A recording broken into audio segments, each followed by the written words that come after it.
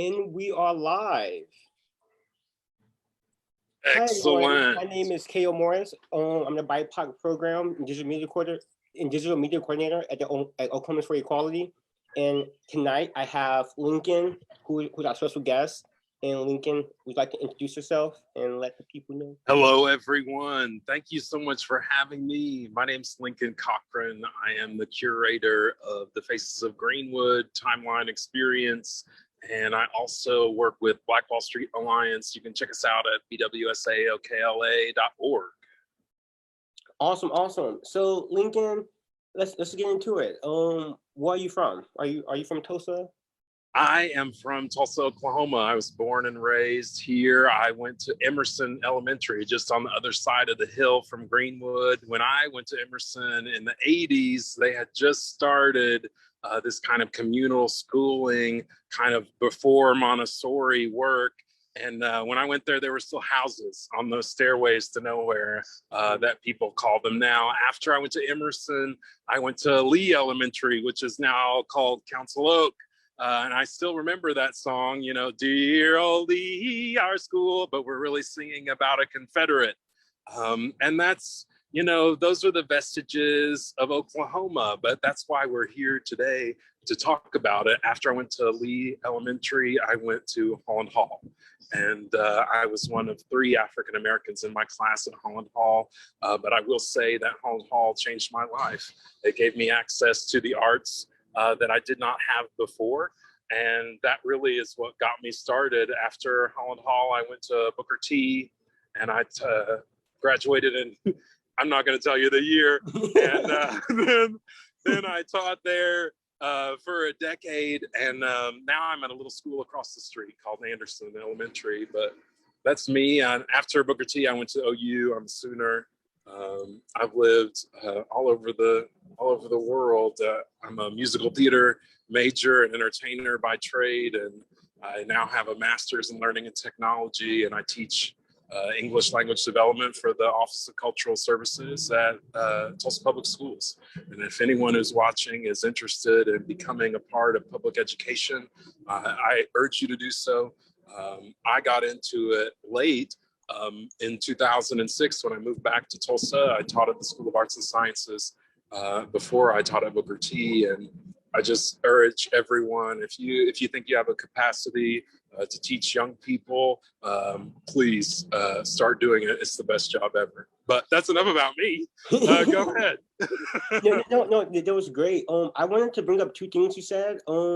How do you feel now that Lee Elementary is now Council Oak Elementary, and its title is giving homage to the Creek Indians who founded Tulsa and made Oklahoma their new home? It's about time. I am kind of a house divided in that my relatives are from Kentucky, but I was born here. And then I have more relatives who live in Louisiana and other places. You know, the debate continues whether these monuments should be torn down or whether they should be recognized for the vestige of hatred and slavery that they are. You know, and the naming of a school is very different. You know, those young people who go to that school, they need to know that Robert E. Lee was the original person it was named after, but that was also part of the work of the Daughters of the Confederacy after the Civil War. You know, they went systematically state by state and erected monuments in that vein. And unfortunately, they're still here today, but that doesn't mean they should be torn down. But in the name of the school, and especially a public school, I think it's important, and I think it's great that it's been named for Council Oak. That's a really good message. So you are an inclusive educator, a producer, director, designer, and digital content creator and entertainer. How did you get involved in digital content, and how does that relate to the work that you do now in serving the community? I got involved in content in another lifetime when I lived in California. I was a segment producer, and I worked on a show called The Queer Edge with Jack Jett and Sandra Bernhardt. And I produced the show's segments for the guests who came from New York, because the year before I had been in New York before I moved to California, and then there was Dallas in between that.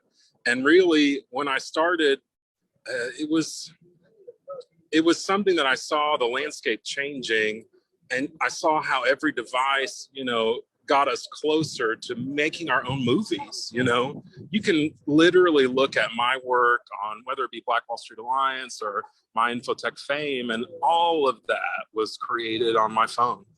I love to do it. I when I'm on break on the playground and I'm not watching kids, like I sit there and make movies. Like when I'm sitting in traffic in my car, like I make little movies. And I learned like it was really a business.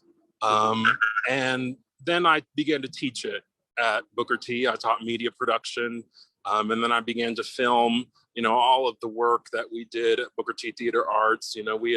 We'd done the first of every musical in Oklahoma, Sweeney Todd, Hairspray, Rent. We did the first production of Rent in Oklahoma at Booker T. And, it is my pleasure to push our voices forward in that way. And that's really how I got started in media. And then it just grew.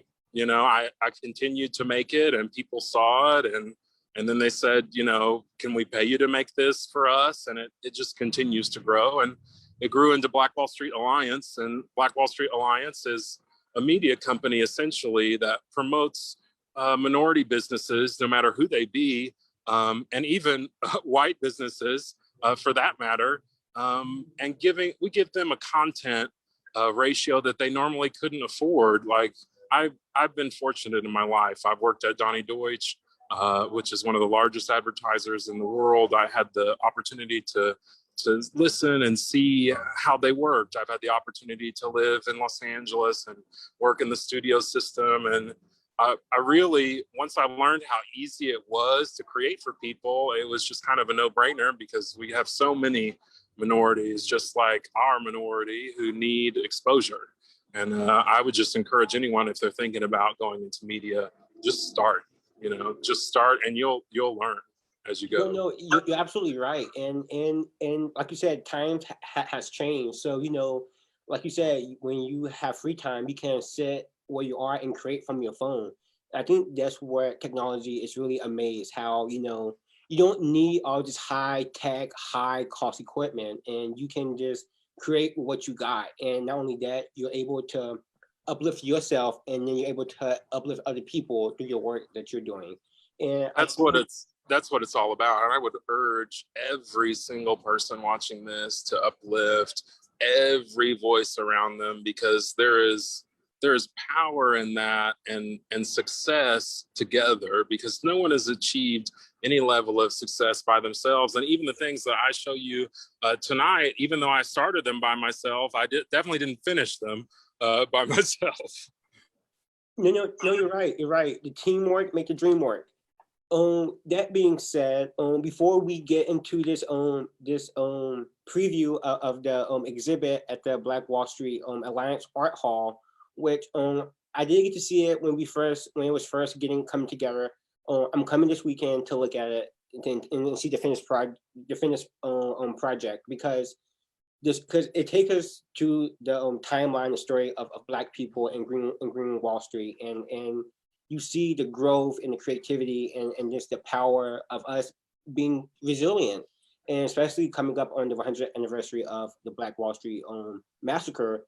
It's just something that needs to be told and needs to be seen, and that needs to really just, like I said, be told, and for people to understand and know. That being said, we're going to watch this video of the preview for the Black Wall Street Alliance art exhibit, and let's get to that right now.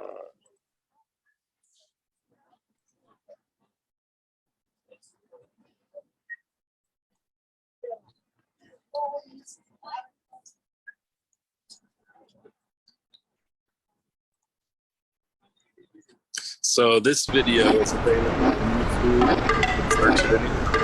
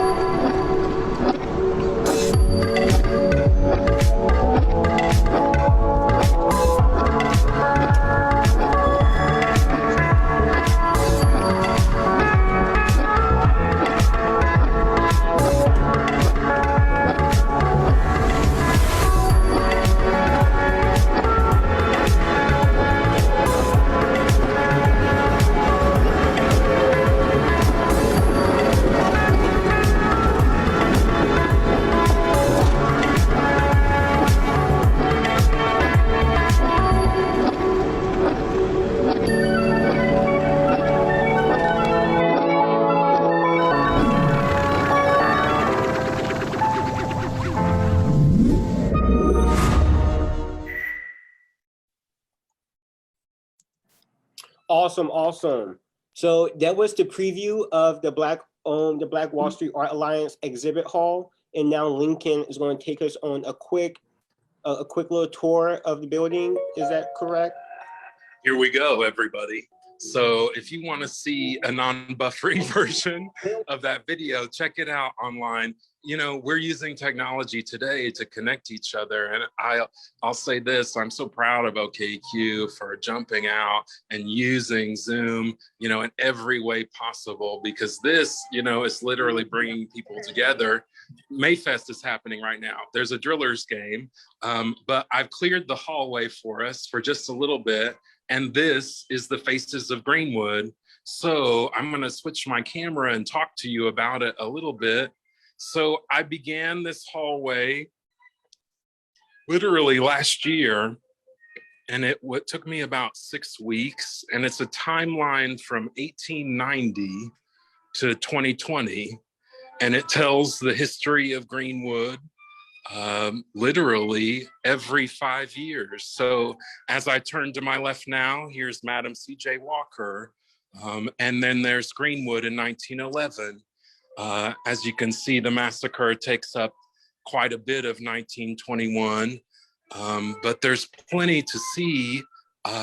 As you look through, my favorite portion of this first exhibit is the work of the Oklahoma Historical Society and the Tulsa Historical Society, and sharing the Red Cross report. It is available online, and it is just fascinating when you read the accounts of what happened. I'm gonna walk a little bit faster, and I know you may hear some music in the background. That's because our special guest, the Tulsa Symphony, sends us musicians every first Friday, and they come and play with us and for our public as they walk through, and there's one right now. But as you walk through this part, this is really what I find the most appealing about this whole process. So when you look at the exhibit, the hallway itself, it continues to grow, and people have brought me images from literally all over. We have the first African-American female bus driver in Tulsa. Her family came to see the exhibit, and in 1964, there's a picture of her standing outside of her bus, and that's huge, and that's really what it's all about. But what I'm gonna show you now is really just something incredible, and I urge everyone to check out the University of Tulsa. So the University of Tulsa partnered with Black Wall Street Alliance to bring the McFarland Special Collection here to Greenwood. So after you exit the Faces of Greenwood exhibit, you're gonna have the opportunity to see 120 photographs of Greenwood from Reconstruction that no one has ever seen before. They are from 1922 to 1927, and it is just remarkable to see our people, minority people, successful, happy, healthy, and thriving, even 1 year after one of the worst tragedies in American history on American soil against our own people.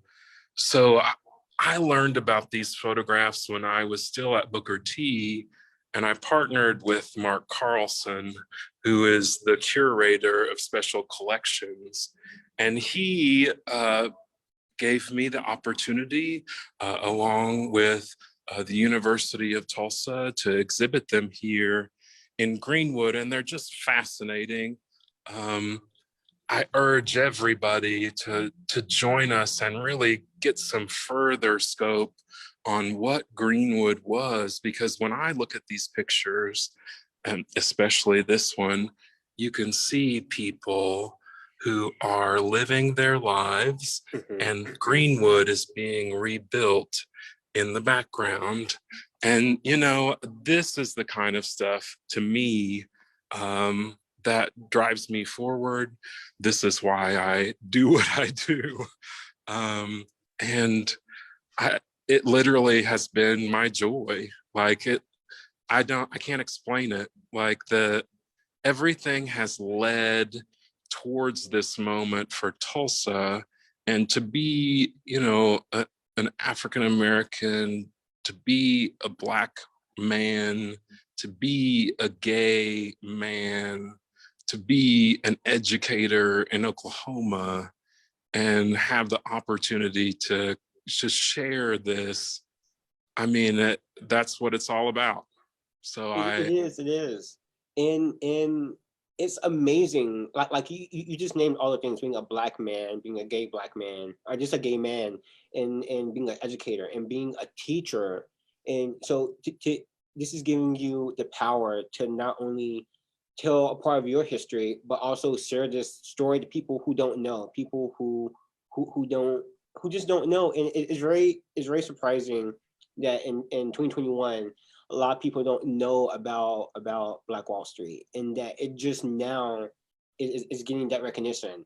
And for this to all be coming in at once, it is a surreal feeling to be a part of history in the making, and not even really realize that right now what we're doing is being a part of history, and making sure that our ancestors are happy and seeing us thrive and seeing us continue the journey of freedom, of success, of equity, of all things that was lost and taken from us, to have that, yes, have that reaffirmed in 2021 in Tulsa, Oklahoma, where our first Black female vice president.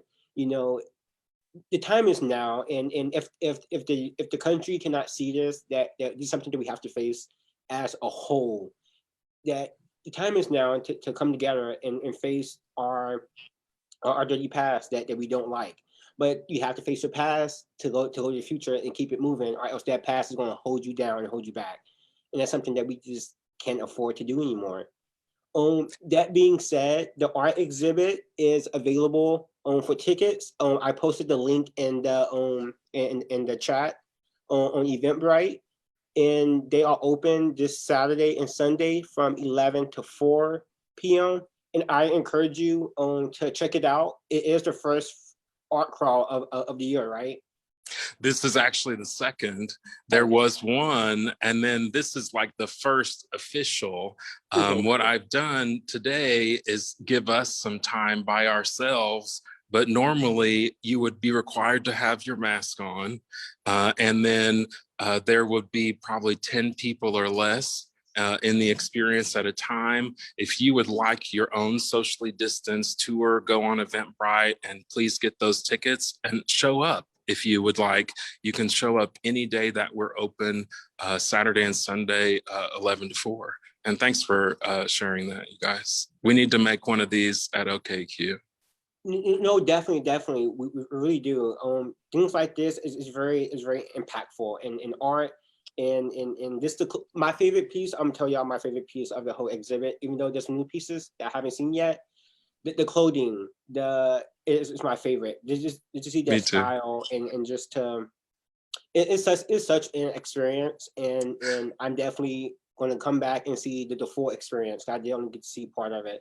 And I have to give a shout out when you say that to City Councilor Krista Patrick, was the director of the University of Tulsa Costume Collection for many years. She helped me when I first moved to Booker T, and we did the first production of Ragtime in 2007 in Oklahoma. And she helped us by providing those costumes. And here we are in 2021, and she had seen the exhibit that I had created while I was making it, and had said, Lincoln, let's put the icing on this cake. And that's exactly what they did. And she handpicked these costumes for every era. It's just incredible to look at. And I love that you love that about it, because it's also my favorite part. Keep going. I'm sorry, I'm still talking. No, you're totally fine. I know that you're at the First Friday. I don't want to hold you up too much. Yeah. Just two things. What advice would you give to your younger self, knowing what you know now? And what advice would you give to young queer Black kids? I would say to myself the same thing, because really it goes to the fact of the oppression in our society that we feel as queer people, no matter your identification. There still are forces in our society that may make people feel unwelcome for whatever reason. And I'm not saying put yourself at risk, but I'm saying be fearless.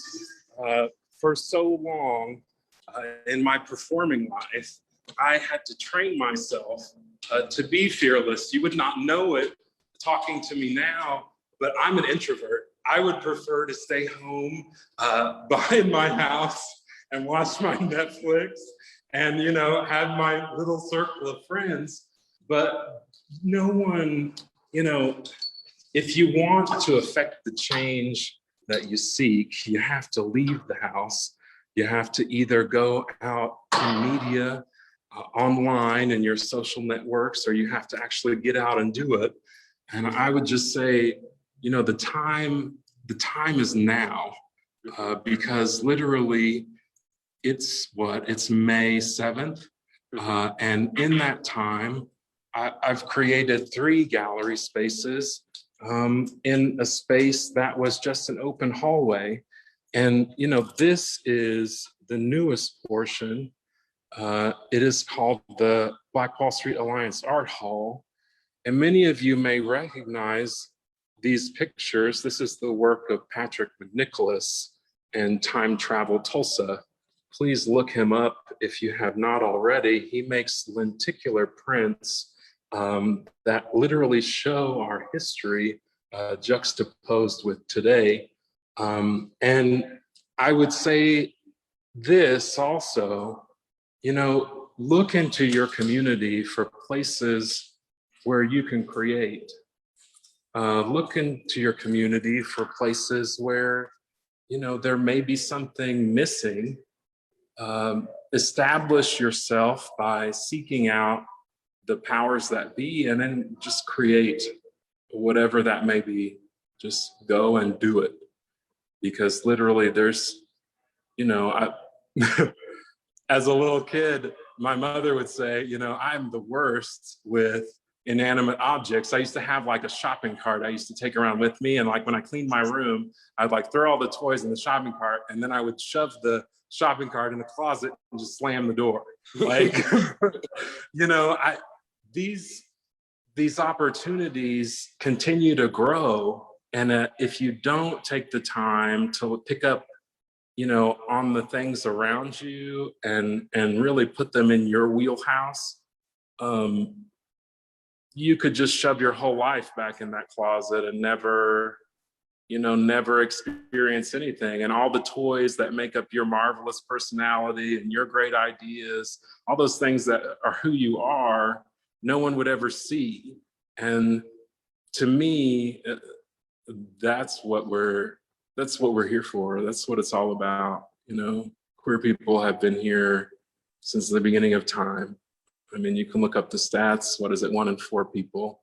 I mean, I literally just urge everyone to be themselves safely and then be the change they want to see. And I cannot wait for the generations that are coming, because I've had the opportunity to see them and teach them and talk to them, and they don't have hangups about race, sex, gender. They don't have the vestiges of, you know, things that continue to hold America back, because we're still a very young country. You know, we're only 200 and something years old. When you think about the rest of the world, they've got quite a bit on us, but we're more progressive than that. And you know, we should be leading the way. So I can't wait. I want to see some gay politicians. I want to see 5. I mean, like, we need to, because, you know, there needs to be that voice. Yeah, just like, and it's about time that, these politicians and there's that society and just positions of power is reflected in society. I think once we see ourselves in a meaningful way in these positions, we'll know that we have made it. And also, it's because of teachers like you, just like you, educating our children and next generation to bring them up and say, hey, this is what it is, and you have a kind and pure heart, and that shows through the work that you do and through your students and you being a teacher. And I just can't commend you enough for everything that you do. It's truly amazing. hey, thank you for the opportunity, and thank you for everything you do. What OKQ is doing to transform the landscape of Oklahoma really is the work of an army of superheroes. Each one of you are transforming our world, and thank you for making it a better place for everyone like us in Oklahoma. Seriously. Hey, we all have a duty and a place, and I'm just doing my job just like you are. Hey, on and on, on and on. So thank you, Lincoln, for this series of Queer Black Voices. Again, I encourage y'all to go out and see the Faces of Greenwood, the timeline. It is such an amazing exhibit, and I can't wait to see the rest of it, the parts I didn't get to see, because, like I said, I love it. And these last pieces of Black Wall Street in the future now, combined together, is my favorite pieces as well. That being said, thank you, Lincoln. Time Travel Tulsa is amazing. Go check out Patrick McNicholas, Time Travel Tulsa, Facebook, Instagram, Twitter. If you want Black Wall Street Alliance, get online. We're on Facebook, Instagram, Twitter, bwsaokla.org. Thank you. All right. Thank you. You have a good Friday. Enjoy your weekend. You too. You too. Bye, everyone. I will.